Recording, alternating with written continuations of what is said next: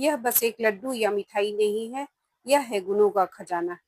इस लड्डू को आप रोज एक खाइए, शरीर में ताकत आएगा, इम्यूनिटी बढ़ेगा, खून की कमी दूर होगी। साथ ही यह पेट को ठंडक प्रदान करेगा और खाने में इतना स्वादिष्ट कि इसके आगे बाकी लड्डू भी फीका लगे। हेलो एवरीवन, टेस्टी ट्रीट्स में आपका स्वागत है। तो आज बनाते हैं गर्मी की एक खास रेसिपी। इसे बनाने के लिए सबसे पहले मैं यहाँ चना ली हूँ। यह भुना हुआ चना है। फिर एक ग्राइंडिंग जार लेंगे और इसमें चना को डाल देंगे। मैं यहाँ माप कर डाल रही हूँ जिससे इस चना को बनाना आसान हो जाए। मैं यहाँ 2.5 कप चना ली हूँ और यहाँ मैं छिलका नहीं निकाली हूँ। हमें छिलका के साथ लेना है। हाँ, कलर में थोड़ा अंतर आएगा, लेकिन इसका छिलका भी फाइबर युक्त होता है, उसे भी हमें खाना चाहिए। आप इसका छिलका भी निकाल सकते हैं अगर कलर लाइट चाहिए तो। अब इसको हमें पीस लेना है और पीसने वक्त इसका बहुत फाइन पाउडर नहीं बनाना है, हल्का मोटा पाउडर ही बनाना रहता है। जिस तरह से लड्डू बनाने के लिए हम बेसन का या सत्तू का पाउडर बनाते हैं, हल्का मोटा जब रहेगा तो लड्डू अच्छा बनेगा। यह एक तरह से सत्तू बनकर तैयार हो गया। आप यहाँ चना की जगह सत्तू भी ले सकते हैं। अब इस चना को मैं छान ले रही हूँ, जिससे अगर ऊपर मोटा चना रह जाए तो वो निकल जाए, वरना बाद में लड्डू खाने वक्त मुंह में बड़ा बड़ा दाना आएगा। इस तरह हमें सारे सत्तू को छान लेना है। छानने के बाद जब मोटा पार्टिकल्स मिला, उसे भी दोबारा ग्राइंडिंग जार में डालकर पीस लेंगे, क्योंकि यह थोड़ा ज्यादा ही मोटा था। पीस लेने के बाद इसे भी छन्नी से हमें छान लेना है।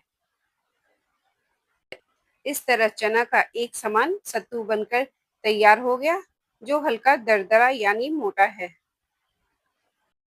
पूरी तरह छानने के बाद सिर्फ 1 चम्मच छन्नी में आया है। इसे हमें डिस्कार्ड कर देना है।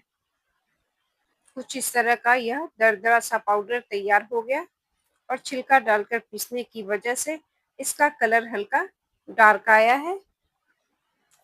अब इस सत्तू को साइड में रख देते हैं और आगे का प्रोसेस करते हैं। यहाँ गैस पर मैं एक कढ़ाई रखी। इसमें अब 1 चम्मच घी डालकर उसे गर्म होने दें। इसमें फिर 2 कप मखाना डालना है। मखाना में इस तरह का अगर काला छिलका है तो आप उसे निकाल दें, वरना लड्डू खाने वक्त यह मुंह में जाएगा, जिससे बाद में यह खराब लगेगा। अब इस मखाना को हमें लो टू मीडियम फ्लेम पर भूनना है। वैसे तो मखाना भूनने में ज़्यादा समय नहीं लगता है, लेकिन अगर मखाना में मॉइस्चर है तो थोड़ा सा टाइम अधिक लगेगा।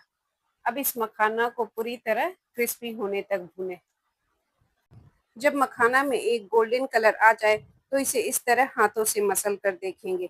अगर यह टूट जाए, इसका मतलब यह मखाना पूरी तरह भुन चुका है। इस स्टेज पर गैस का फ्लेम बंद कर दें और मखाना को एक प्लेट में निकाल लेंगे। फिर गैस पर उसी कढ़ाई को रखें और उसमें 1 चम्मच घी डालेंगे। उसके बाद उसमें आधा कप बादाम डालना है और उसे भून लेना है। बादाम को हमें लो फ्लेम पर ही भूनना है। बादाम को थोड़ी देर भूनने के बाद इसमें आधा कप काजू डालेंगे और इसे भी बादाम के साथ भून लेंगे। अब इस बादाम और काजू को हमें अच्छी तरह भूनना है। यहाँ इसे तब तक भूनना है जब तक यह पूरी तरह गोल्डन ना हो जाए। कुछ इस तरह से भूनते हुए हमें इसका कलर चेंज कर लेना है। इसमें मैं 1/4 कप अखरोट डाल रही हूँ। यहाँ जरूरी नहीं कि यही ड्राई फ्रूट्स डालेंगे, आप अपनी पसंद अनुसार कोई भी ड्राई फ्रूट्स डाल सकते हैं और ड्राई फ्रूट्स की क्वांटिटी अपने अनुसार कम और ज़्यादा रख सकते हैं। अब इस ड्राई फ्रूट्स को हमें अच्छी तरह भूनना है। ड्राई फ्रूट्स भूनते हुए कुछ इस तरह का गोल्डन कलर का हो जाए, तब गैस का फ्लेम बंद कर दें और ड्राई फ्रूट्स को ठंडा होने के लिए रख देंगे। अब ग्राइंडिंग जार में सबसे पहले मखाना डालकर इसको हमें पीस लेना है। इसका हमें एक फाइन पाउडर तैयार करना है। मिक्सी को 2 से 3 बार चलाते हुए इसे अच्छी तरह पीस लेंगे। इस पिसे हुए मखाना को एक प्लेट में निकाल कर इसी ग्राइंडिंग जार में हमें सारे भुने हुए ड्राई फ्रूट्स को डाल देना है और इसे भी पीस लेना है। इसका हमें दरदरा पाउडर तैयार करना है, इसलिए इस ड्राई फ्रूट्स को पल्स मोड पर पीसें। कुछ इस तरह का मैं इसे पीसी हूँ। आप इससे मोटा भी रख सकते हैं, पर इसका फाइन पाउडर नहीं बनाएं। हल्का जब दरदरा रहेगा तो लड्डू खाने वक्त ड्राई फ्रूट्स का टेस्ट अच्छा लगेगा। अब गैस पर फिर से कढ़ाई रखें और इसमें आधा कटोरी घी डालेंगे। घी के हल्का गर्म होते ही पिसे हुए चना को डाल देना है और इसे भी थोड़ी देर भून लेना है। यह चना पहले से भुना रहता है, इसलिए हमें इसे बहुत ज्यादा भूनने की जरूरत नहीं है, लेकिन सिर्फ 2 मिनट भूनने से लड्डू में अच्छा स्वाद आएगा, इसलिए इसे 1 से 2 मिनट जरूर भूनें। जैसे जैसे इसकी भुनाई होगी घी इसमें मिलते जाएगा और सिर्फ 2 मिनट घी में भून लेने से इस सत्तू में टेस्ट इनहेंस हो जाएगा, जिससे लड्डू खाने में काफी स्वादिष्ट लगेगा। भूनने वक्त गैस का फ्लेम बिल्कुल लो रखना है। इस छोटी छोटी सावधानी को ध्यान में रखते हुए लड्डू बनाएंगे तो लड्डू अच्छा बनेगा। और यहाँ अगर इस तरह सत्तू गोल गोल बनते जा रहा है तो उसे स्पैचुला से दबाते हुए पाउडर बना लेना है। उसके बाद मैं इसमें 1/4 कप सूखा नारियल को कद्दूकस करके डाल दी हूँ। यहाँ आप सूखा नारियल की जगह डेसिकेटेड कोकोनट भी डाल सकते हैं। यह बिल्कुल ऑप्शनल है, लेकिन डाल देने से टेस्ट अच्छा आता है। अगर है तो जरूर डालें, वरना नहीं है तो स्किप कर दें। ऐसा नहीं कि बिना इसके लड्डू नहीं बनेगा। उसके बाद मैं इसमें 1/4 कप खरबूज का बीज डाली हूँ। अब इस बीज को और नारियल के बुरादा को भी सत्तू के साथ थोड़ी देर भून लेना है। सिर्फ 1 मिनट भूनने के बाद इसमें पिसा हुआ ड्राई फ्रूट्स डाल देंगे। अब सारे इंग्रेडिएंट को सत्तू में अच्छी तरह मिक्स कर देना है। सारा इंग्रेडिएंट मिक्स होने के बाद इसमें कटा हुआ गुड़ डालना है। गुड़ डालकर मिक्स कर दे और तुरंत ही गैस का फ्लेम बंद कर देना है। यहाँ सत्तू अभी बहुत गर्म है, तो उस गर्माहट से यह गुड़ जो मोटा होगा वो पिघल जाएगा, इसलिए गुड़ को बारीक काट कर ही डालें। बाद में इसे मसलने में काफी दिक्कत होगा।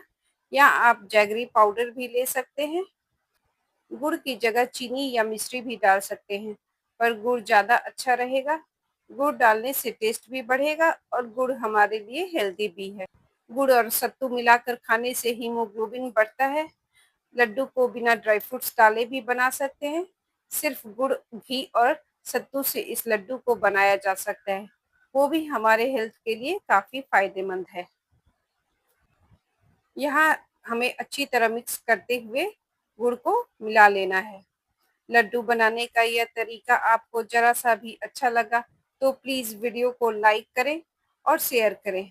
और अभी तक आपने चैनल को सब्सक्राइब नहीं किया है तो उसे सब्सक्राइब करना बिल्कुल ना भूलें। आपका एक सब्सक्राइब और व्यू इस चैनल को आगे बढ़ने में काफी मदद करेगा। यहाँ हमें गुड़ की कोई चाशनी नहीं बनानी है। गुड़ को इस तरह बारीक काट कर डालें, इससे लड्डू अच्छा बनेगा। यहाँ अब आप एक बार मुट्ठी बांध कर चेक कर लें। अगर घी की क्वांटिटी कम लगे तो आप घी डाल सकते हैं। मुट्ठी बांधने के बाद यह मुझे पूरी तरह बंधा हुआ नहीं लग रहा था, तो मैं इसमें 2 चम्मच घी और डाल रही हूँ। इसमें थोड़ा थोड़ा घी तब तक डालना है जब तक इस सत्तू से लड्डू ना बंधने लगे और मुट्ठी में दबाने पर वो मुट्ठी ना बंधने लगे। यहाँ घी को अच्छी तरह मिक्स कर देना है।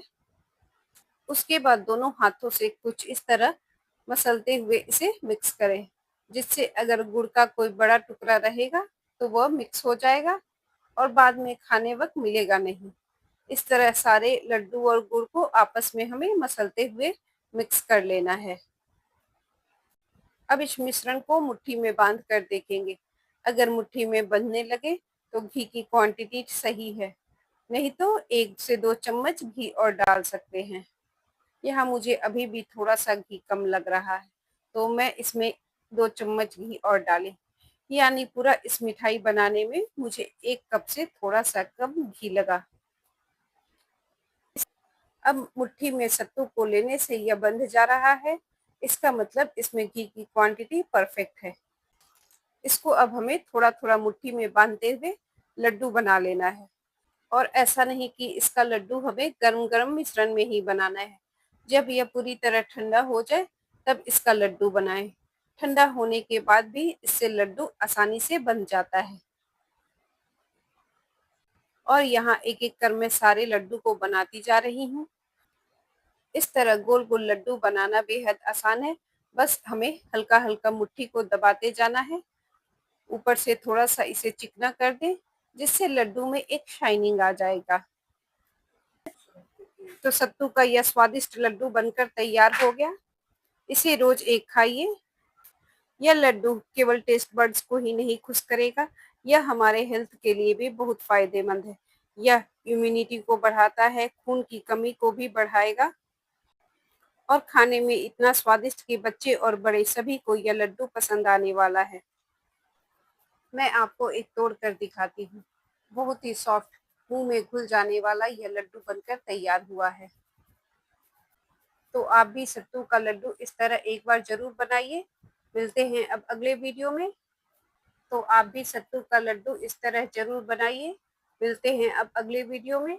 तब तक के लिए बाय बाय, टेक केयर। और इस वीडियो को देखने के लिए आपका धन्यवाद।